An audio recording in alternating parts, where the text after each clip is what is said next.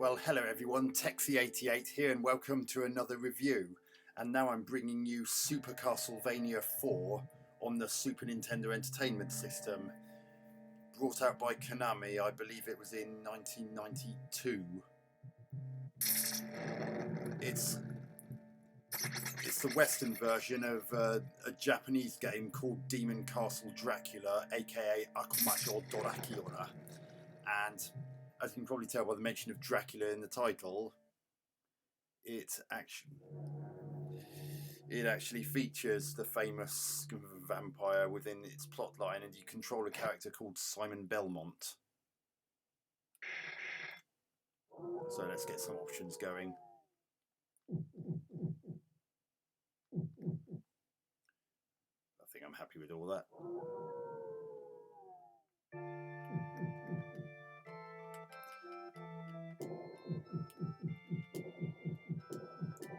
The reason you enter your name is because you can actually save your progress at certain points, and it gives you a code to key in so you can continue from where you left off. And there's Simon, and there's the castle in the background where the deadly count is laying in wait or something.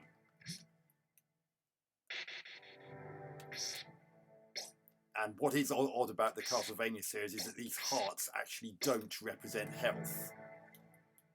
Rather, they actually represent the number of times you can throw weapons other than the whip that he comes with. Those are. And here's a bit of Mode 7 before the game's had a chance to really get going. Everything except that drawbridge is a sprite. Even the score player enemy and all that nonsense in the top of the screen is a sprite at that point. Now I've just extended my metallic whip again. My whip is now fully powered up. This wonderful music. I believe this music is a staple of the Castlevania titles. And honest to God, it's really incredible.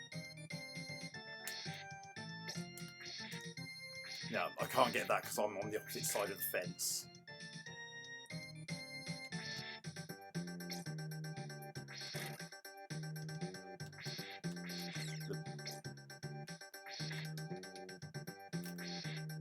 And another good thing you can do with the whip, you can whip in all sorts of different directions.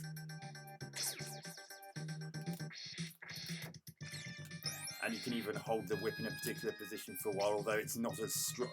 Its whipping damage is not as strong as if you whip it properly. And you get all sorts of different weapons that you can throw. That's my favourite one, the cross boomerang.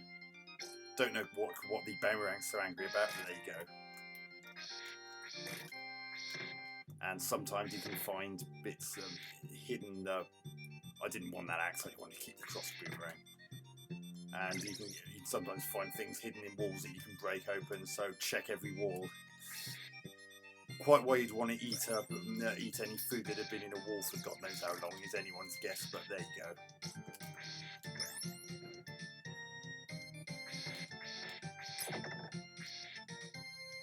I'm invincible for a brief period of time. The only thing that can kill me while like that is falling off the bottom of the screen. Not that that's possible at this particular point in the game.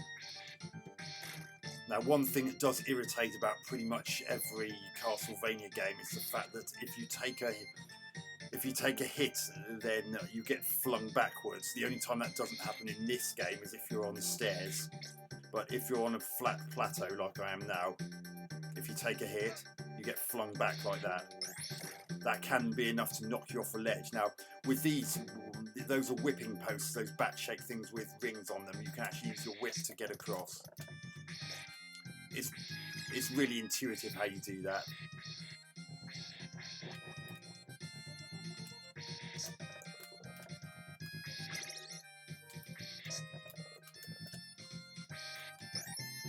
And power-ups tend to be in these candles, which are scattered all over the place. And going up and down stairs is dead easy. I mean, when you've got no choice, Simon will just do that anyway. Now that's number 2 that I've picked up in Roman numerals, means I can throw 2 of my weapon at once. Normally I can only, like that, normally I'd only be able to throw 1.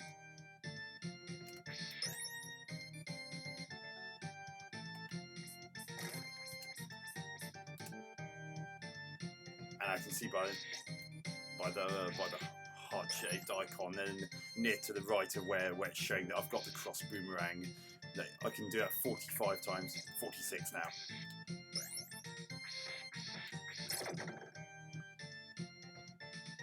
I love the music in this game. I just cannot get over how good the music is. No, I don't want the holy water.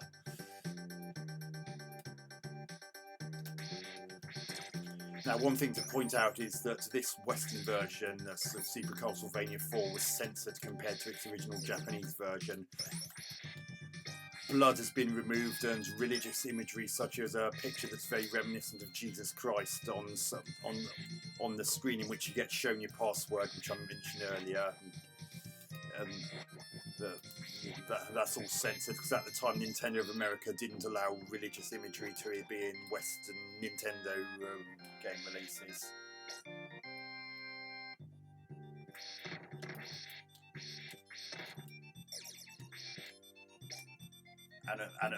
And also, in terms of that religious imagery, they also wouldn't allow crosses.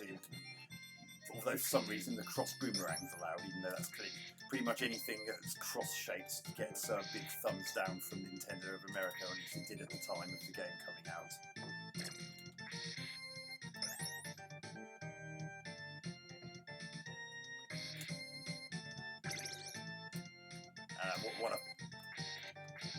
Oh gosh, the Medusa heads are a pain because of the way they arc.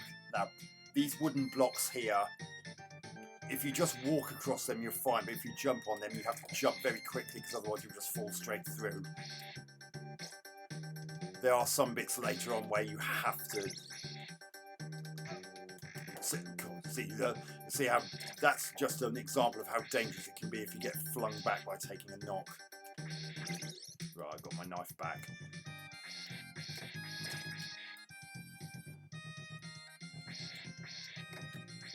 Oh, goodness me. Rightio. How did I not pick that up? Never mind.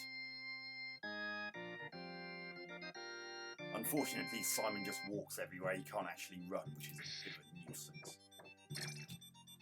It's so good that the makers of Super Castlevania 4 added the ability to just whip in basically any direction. In the previous games, and sadly in all the games since, as far as I know, you can only whip directly forwards, which is a bit of an irritation because it means that some things are a pain in the arse to actually hit. This is our first boss, by the way, but then you probably already guessed that. And you've got enemy's energy bar at the top of the screen. Now, you might remember I mentioned Mode 7 on that drawbridge at the very beginning of the game. Collecting that orb at the end of each stage is how you finish a level in this. Now, about that Mode 7, it's something that the Super Nintendo Entertainment System has that allows the manipulation of certain graphics, and that's what you're just seeing there is another instance of Mode 7 when it's zoomed in like that. It can warp, manipulate, and even in some cases make it look like it's in something. Background is in 3 dimensions to a point. I mean, it does have its limitations. It's not so much used for enemies except for bosses because Mode 7 can only deal with one background. And get off me! Get off me leg! Thank you.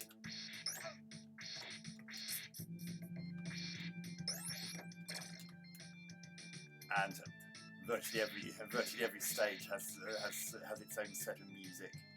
Get off my bloody leg! Damn it, I needed that. That thing grabbing that purple hand grabbing my leg stopped me from being able to get that 2 power up. You can also get a 3 power up if you if you manage to keep a 2 for long enough and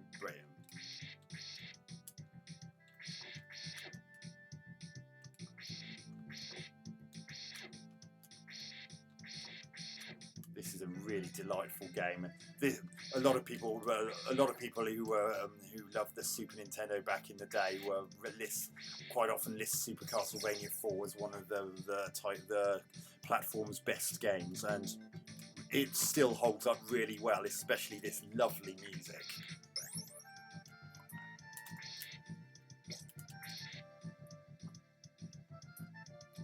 Oh gosh, this game is absolutely gorgeous.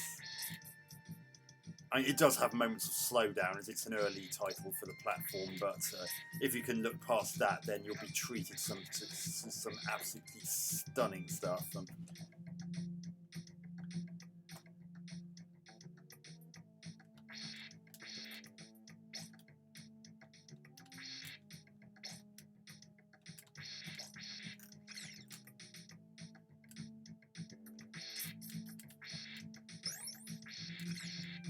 And another thing that I know about Akomajo Dorakiora, the original Japanese version of this game, is that Nintendo of America's censorship policies back in the early 1990s, when this first came out, that unfortunately meant that they couldn't even have the crosses on the top of the gravestones in the introductory screen. No, I don't want to get killed by a frog. In the introductory screen that has that big gravestone that you saw briefly earlier. There was a cross on the top of that gravestone initially, and some of the gravestones in the background also originally had crosses on. Every last cross on those gravestones, both in the background and the foreground, were completely removed, and I've just lost a life.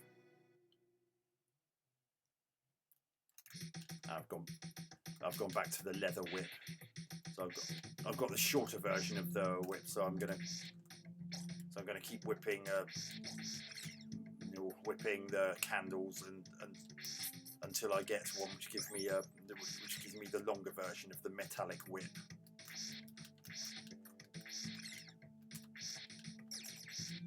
And of course I lost the there's my extended whip.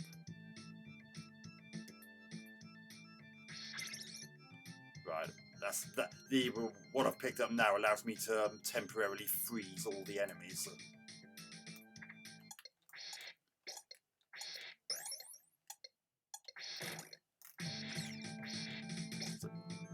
And I can use that 9 more times, or 14 more times then. That doesn't kill you unless. Now that watery, liquidy stuff doesn't kill you unless you totally sink down into the ground.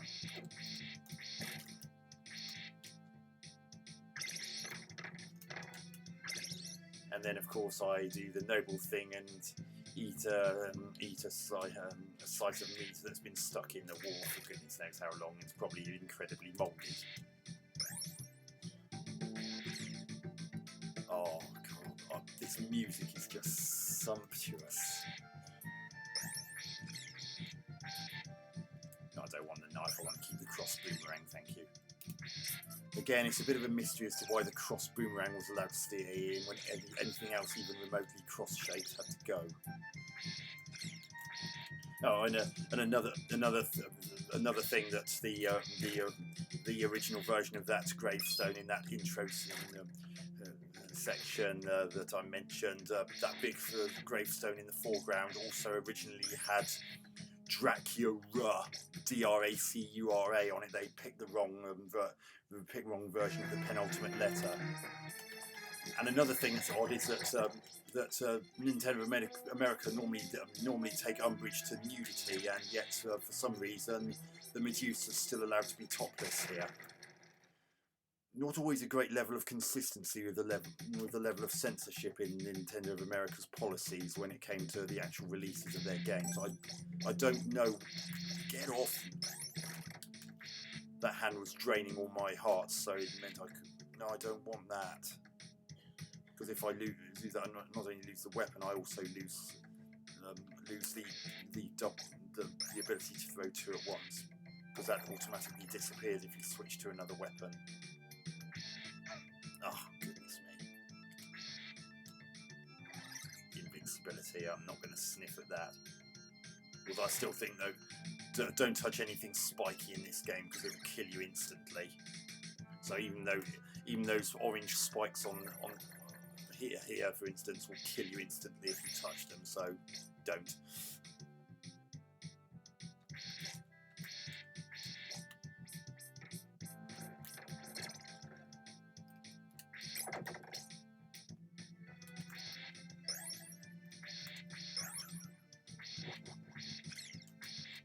Yeah, the water effect's quite nice in this, considering it's quite an early title for the Super Nintendo.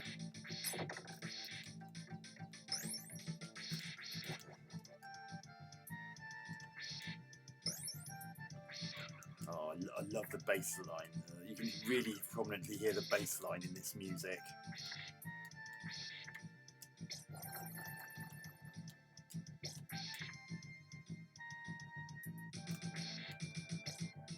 On to the next bit.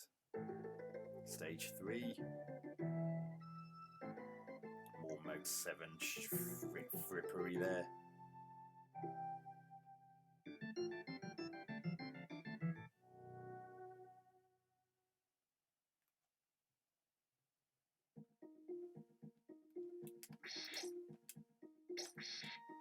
Oh, see, it's very easy to get knocked backwards, and if I'd landed on those spikes, that would have killed me instantly. Oh, go away. See, a little bit of slowdown just then. There was rather a lot going on the screen.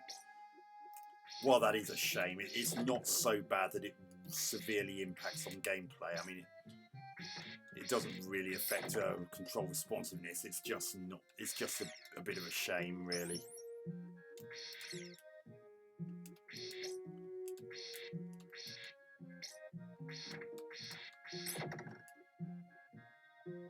Look at the parallax scrolling in this game. It's absolutely gorgeous.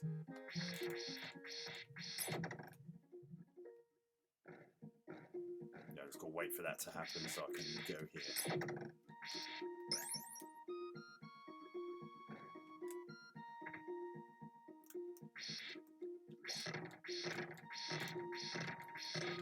Yeah, again, that did slightly slow down. Just a teeny tiny amount, but it was just about noticeable. Yeah, everything about this game is just incredible. I mean, it may look a little bit dated compared to later SNES titles, but honestly, gameplay-wise, it's brilliant. Oh, yeah, you also have to worry about shrapnel in this, because shrapnel is as dangerous as some of the actual obstacles themselves.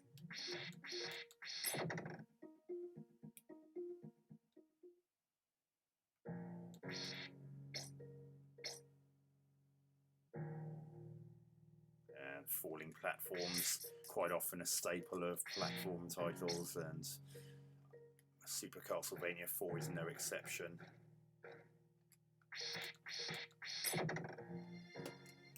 Oh, the music is, it's just, I don't have the words to describe how stunningly beautiful this music is. No! Damn it.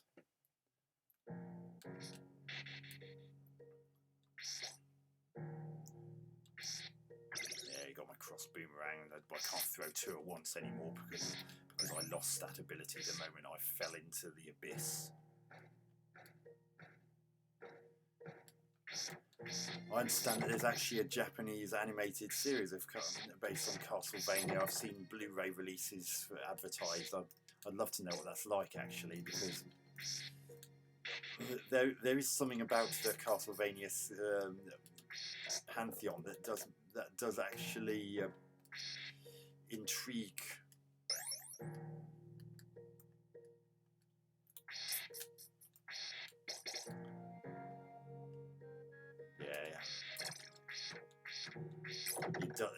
to people who haven't played Castlevania games before, it does seem a bit odd when it seems to be the only franchise in which hearts don't replenish health. Just need to get more of a swing on this, otherwise I'm not going to make it across and I'll just plunge into hell again. No, don't want that.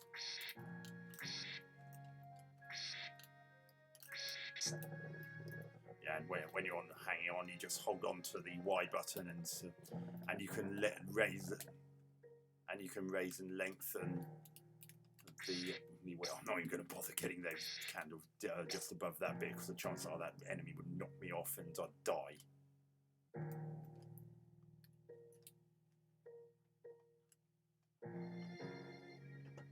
Some of the candles are a little bit hard to see when they're behind the waterfalls, but the transparency effect on it is absolutely stunning.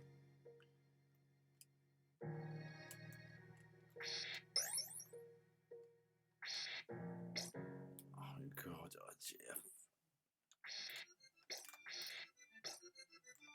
it's up. Simon, learn to swim.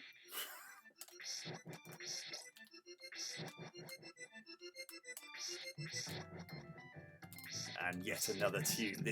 This game has tons of different tunes. Whoop. But way cross boomerang. Don't get an eyeful, mate. You're not a tower. Eiffel Tower. Get it? Never mind. Only the head of those can be can be hurt in order to destroy it. If you hit anything else about it, it won't do a thing. Has to be the head. Look at that. You see how the water's actually impacting on Simon's body, and there's a bit of wash as it happens. Oh, pancakes. Yes, pancakes. Oh, I didn't want that. Never mind. Plenty of worse weapons I could have had.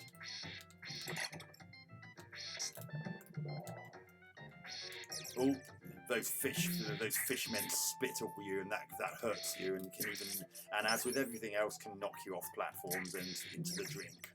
And as I said before, this nincompoop can't actually swim. Give him a whip and he'll show you the way to heaven. Come into contact with a body of water that he can sink in, and he's fish bait. Oh, this is just gorgeous. I think I'm going to end the review fairly soon because this is a very addictive title. I mean, admittedly, some of the earlier levels are a little bit on the drab side, but once you get just a little bit further, you'll be treated to some of the best one of the best games ever. Let's go up these stairs. I love the way that every single stage in this seems to have its own character, and the different music helps to add to that as well. Absolutely delightful. Can't fault it at all. Well, I do have some faults with the game. The biggest one, as you probably guess, is the fact that you can get knocked back if you take a hit. Because obviously, doing well and then getting knocked back just because you took a hit and then land and fall off the bottom of the screen or in water or whatever and then instantly die. That is really frustrating. So I do kind of wish that the programmers did away with that kind of thing, because it's really cheap. I've got 50 knives I can use on this boss. Oh, look at that effect. It's wonderful.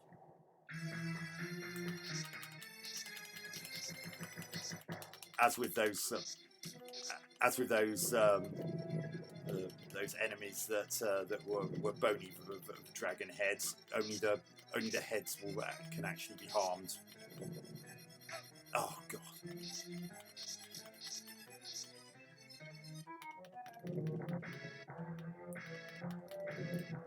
Oh god, that missed me.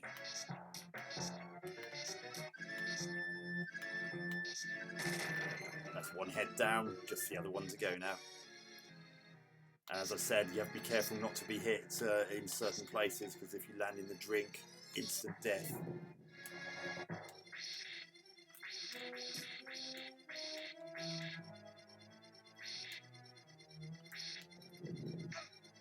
See, like that.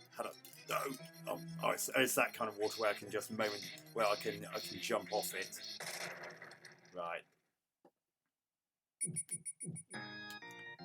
I think I'm actually going to end the review here. So that's Super Castlevania 4 for the Super Nintendo Entertainment System, an absolute cast iron classic, and one that ranks as one of the best Super Nintendo games ever, despite it being an early title. Great use of Mode 7, some wonderful visual effects, some absolutely stunningly beautiful music. Actually,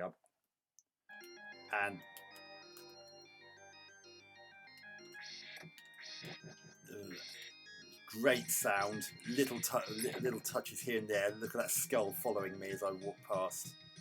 It's little touches like that that make a good game great, and this game's absolutely laden with some incredible moments, and little touches like those skulls on the wall following you as you walk past them. I mean, I would say separate the men from the boys, but that's a bit sexist, isn't it? It's more of those platforms which rotate. See, had I not immediately jumped, then I would have died. Oh man. So you can walk across them fine, just don't jump on them and then not jump off later, because you will die if you don't.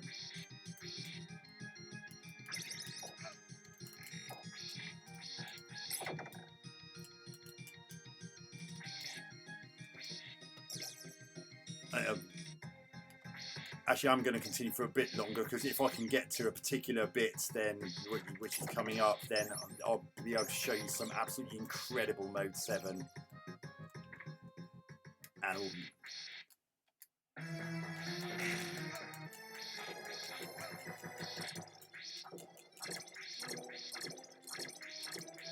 Yes, this bit coming up is going to absolutely stun you if you're not used to what the Super Nintendo can do. I was absolutely blown away when I first saw this moment.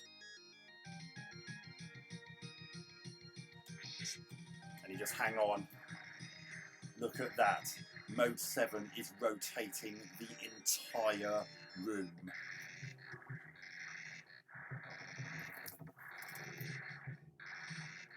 I don't think anything like that had ever been seen on a home computer game before, and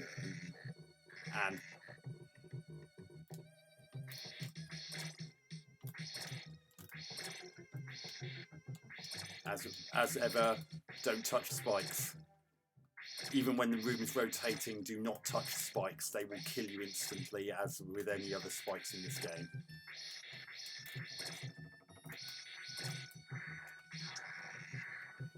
And then you just have to latch on again. I mean, look at this. It's just it's just excellent.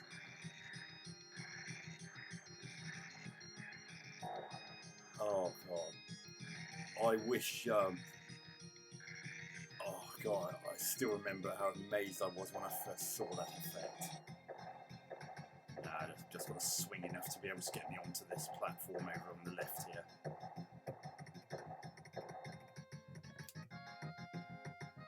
And then there'll be another bit of Mode 7 immediately following this. On that background, look at that.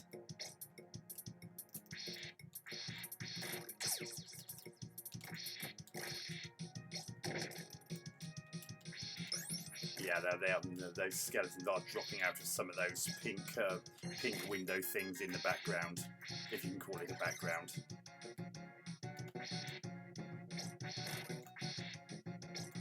Oh god. So yeah, graphics, as you've seen, are absolutely extraordinary, especially when you get to moments like this and that rotating room you've just seen. It's moments like that really stick out in the mind, and this and the sound and that gorgeous music. Everything about this game is almost well, it is a classic. It's just got some slightly minor flaws that it could have done without, but all things considered, the flaws it does have are not really enough to spoil the experience. And as a result, I will quite happily give Super Castlevania 4, aka Akomajo Dorakiora, 9 out of 10. Absolute beast of a game. Still holds up really well all these years later. And it's rightfully earned its reputation as being a classic. And I honestly would recommend you give it a go if you ever get the chance. Luckily, anyone who bought this SNES Mini will have noticed that Super Castlevania 4 is one of the games on it. So if you got that, then you're going to have plenty of opportunities to give this game a whirl, and you'll be treated to something very special. So that's all for this review. Hope to catch you on another one soon. Texie88 out.